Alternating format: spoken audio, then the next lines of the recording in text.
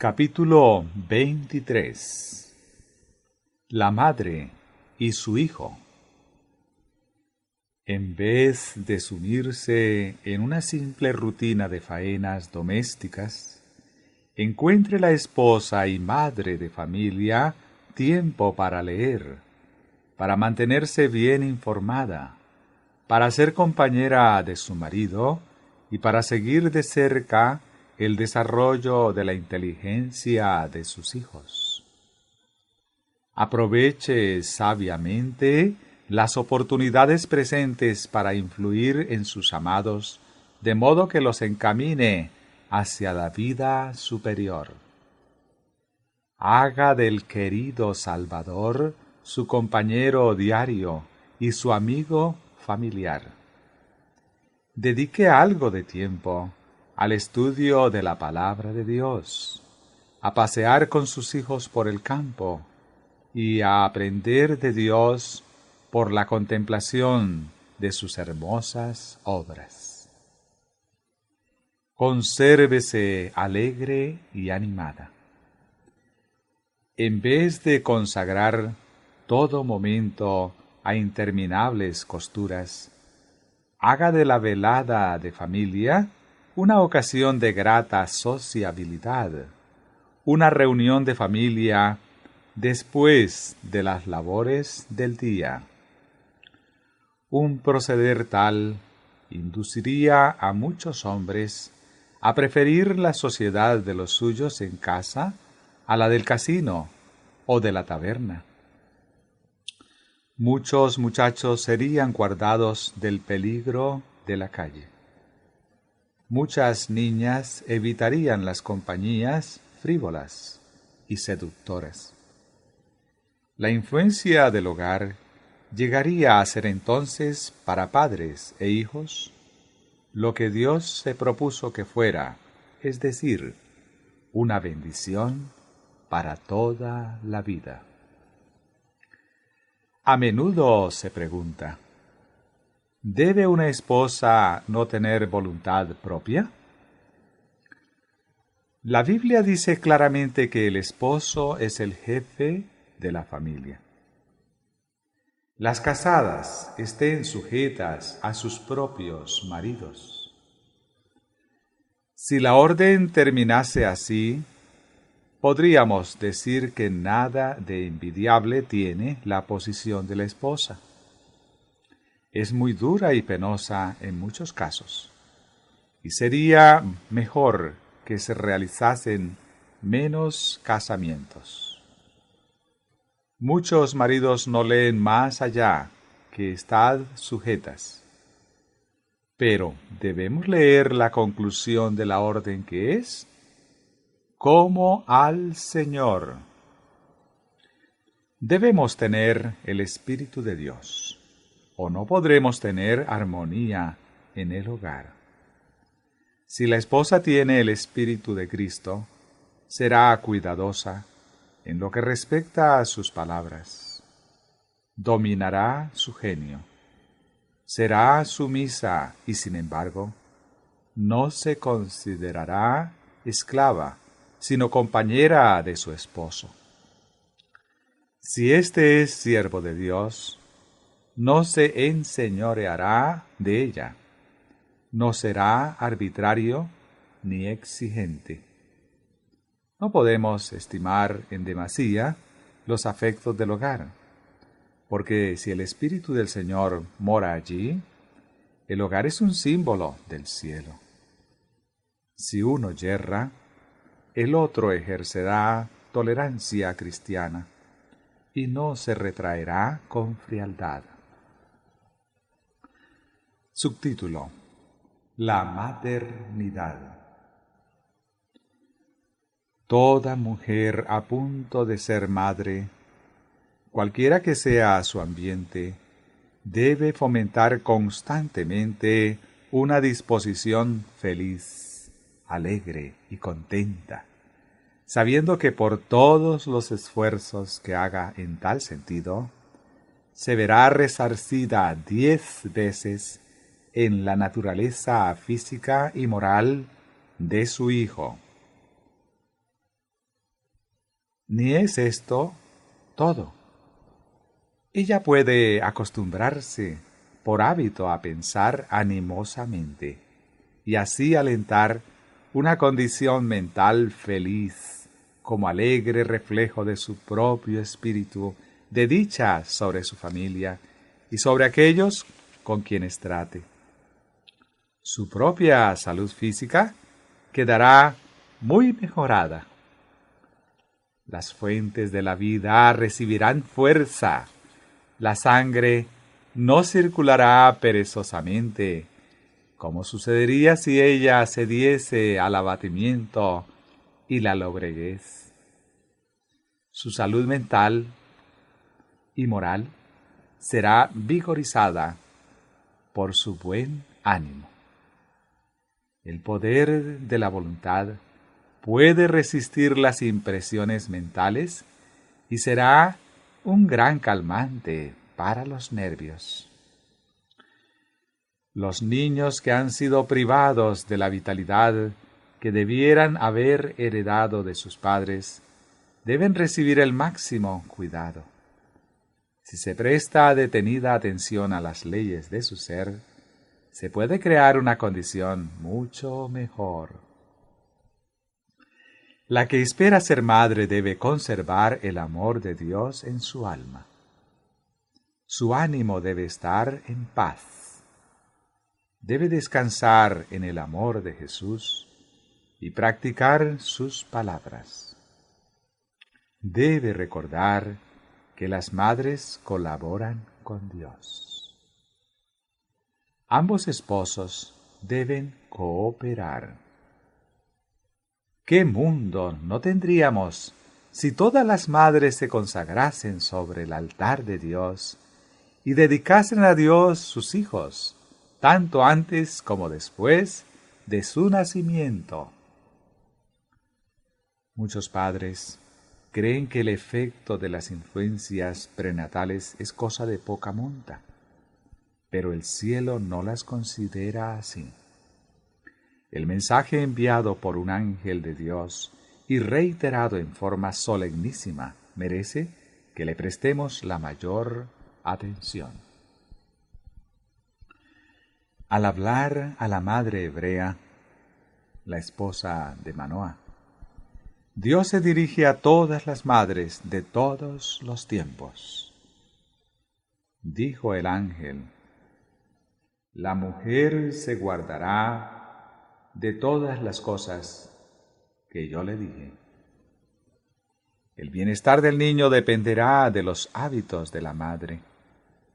Ella tiene, pues, que someter sus apetitos y sus pasiones al dominio de los buenos principios. Hay algo que ella debe rehuir, algo contra lo cual debe luchar si quiere cumplir el propósito que Dios tiene para con ella al darle un hijo. El mundo está lleno de trampas para los jóvenes.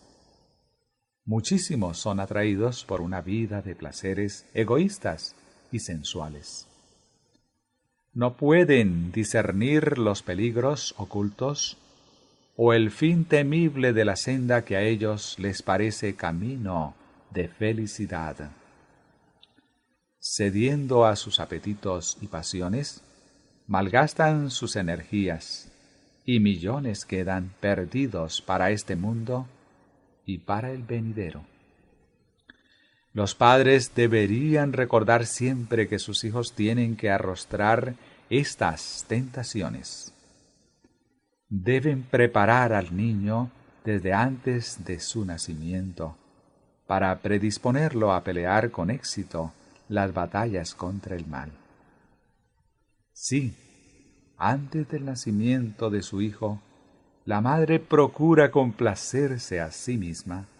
Si es egoísta, impaciente e imperiosa, estos rasgos de carácter se reflejarán en el temperamento del niño. Así se explica que muchos hijos hayan recibido por herencia tendencias al mal que son casi irresistibles. Pero si la madre se atiene invariablemente a principios rectos, si es templada y abnegada, bondadosa, apacible y altruista, puede transmitir a su hijo estos mismos preciosos rasgos de carácter. Los pequeñuelos constituyen un espejo en el cual la madre puede ver reflejados sus propios hábitos y comportamiento. Cuánto cuidado debe ejercer, por lo tanto, acerca de su lenguaje y conducta en presencia de esos pequeños discípulos. Cualesquiera que sean los rasgos de carácter que ella desee que se desarrollen en ellos, debe cultivarlos en sí misma. Subtítulo: ¿Cuándo deberían ser aligeradas las tareas de la madre? Un error que se comete a menudo es el de no establecer diferencia alguna en la vida de una mujer cuando está por llegar a ser madre. Durante este periodo importante debe aligerarse su labor. Se están produciendo grandes cambios en su organismo. Este requiere mayor cantidad de sangre y, por lo tanto, debe recibir más alimento y de la calidad más nutritiva para que lo convierta en sangre.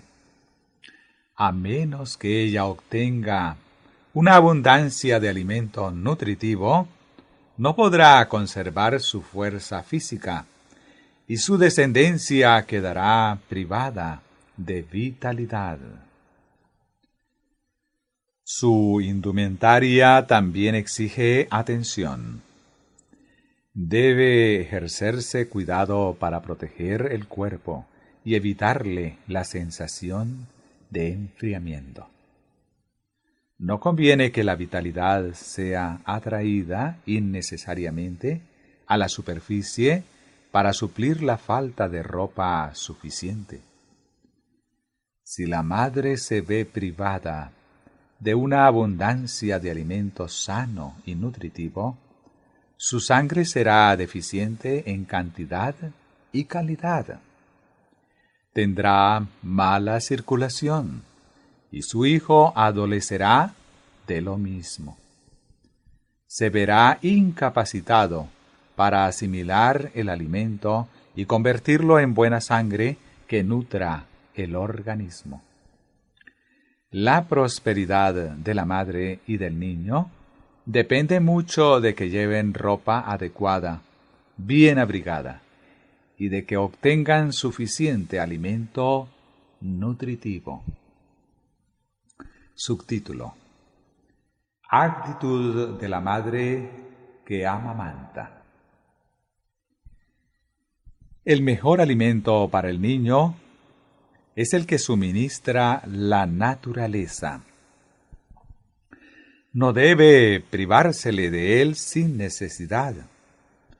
Es muy cruel que la madre, por causa de las conveniencias y los placeres sociales, procure libertarse del desempeño de su ministerio materno, de amamantar a su pequeñuelo.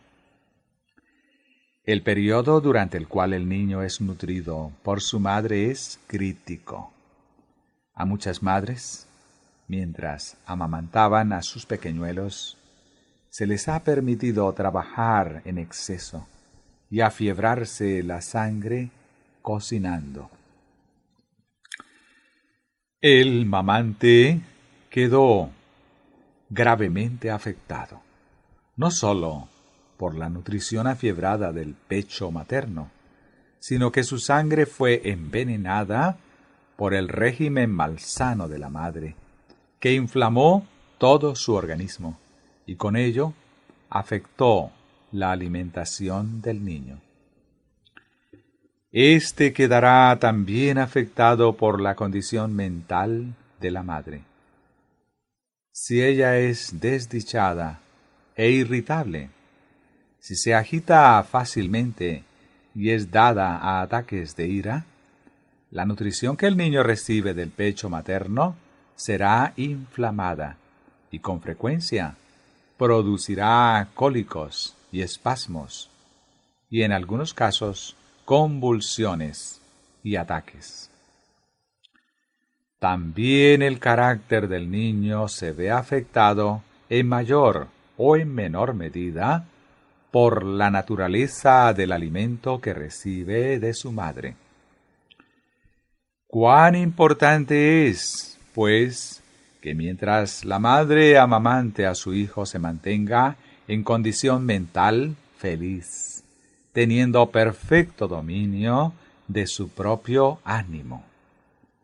Si obra así la nutrición del niño, no sufrirá perjuicio y la conducta serena de la madre, dueña de sí en el trato que da a su hijo, contribuirá mucho a amoldar la mente del niño. Si éste es nervioso y se agita con facilidad, la actitud cuidadosa y reposada de la madre ejercerá una influencia suavizadora y correctora y mejorará mucho la salud del infante. Subtítulo: Regularidad en el cuidado tierno y amante.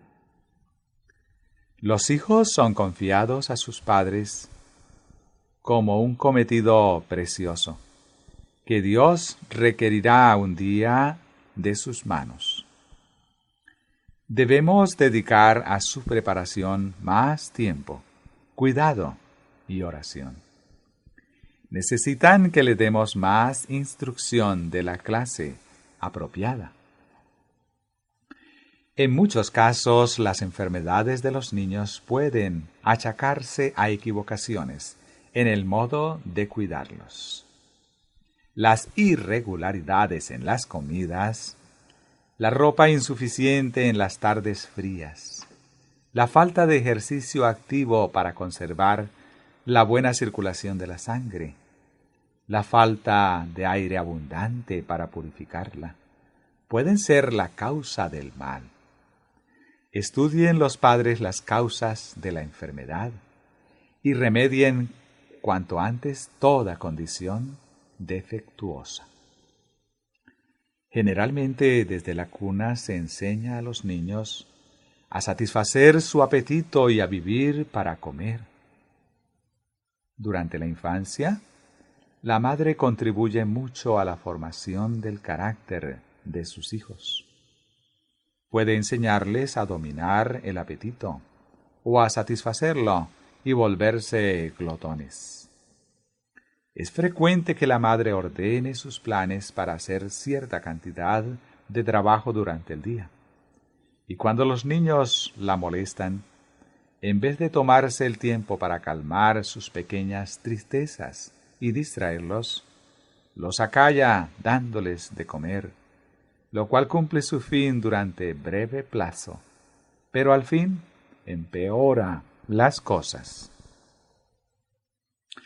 El estómago de los niños quedó atestado de alimento cuando menos lo necesitaba. Todo lo que ellos requerían era un poco de tiempo y de la atención de su madre. Pero ella consideraba su tiempo como demasiado precioso para dedicarlo a entretener a sus hijos. Posiblemente la tarea de ordenar su casa con buen gusto, a fin de merecer la alabanza de las visitas, y la de preparar alimentos en forma aceptable, son para ella de más importancia que la felicidad y la salud de sus hijos. En la preparación del ajuar para el niño, hay que buscar lo que más conviene, la comodidad y la salud, antes que la moda o el deseo de despertar la admiración. La madre no debe gastar tiempo en bordados y en labores de fantasía para embellecer la ropa de su pequeñuelo, ni imponerse así una carga de trabajo inútil a costa de su salud y de la del niño. No debe cansarse encorvándose sobre labores de costura que comprometen su vista y sus nervios, cuando necesita mucho descanso y ejercicio agradable. Debe comprender la obligación de conservar sus fuerzas para hacer frente a lo que de ella exigirá su cargo. Subtítulo: Necesidad de dominio propio en la disciplina infantil. En la educación de los hijos, hay ciertas circunstancias en las cuales la voluntad firme de la madre se halla en pugna con la voluntad irracional e indisciplinada del niño. En tales casos la madre necesita mucha sabiduría. Al obrar de una manera poco prudente, al someter al niño por la fuerza, se le puede hacer un daño incalculable. Una crisis tal debe evitarse tanto como se pueda, porque implica una lucha violenta tanto para la madre como para el niño. Pero cuando dicha crisis se produce, hay que inducir al niño a someter su voluntad a la voluntad más sabia de sus padres. La madre debe dominarse perfectamente ella misma y no hacer nada que despierte en su hijo un espíritu de desafío. Nunca debe dar órdenes a gritos. Ganará mucho si conserva una voz dulce y amable. Debe obrar con su hijo de un modo que lo conduzca a Jesús. Ella debe acordarse de que Dios es su sostén y el amor su fuerza.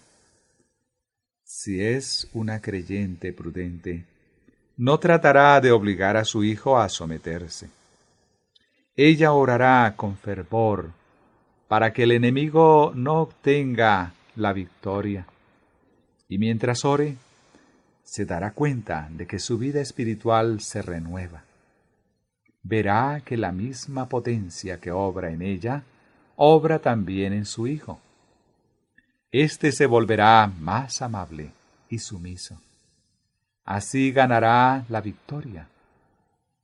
La paciencia, la bondad, las sanas palabras de la madre cumplen esa obra. La paz sucede a la tormenta como el sol a la lluvia. Los ángeles que observaron la escena entonan gozosos cantos. Estas crisis se producen también entre marido y mujer.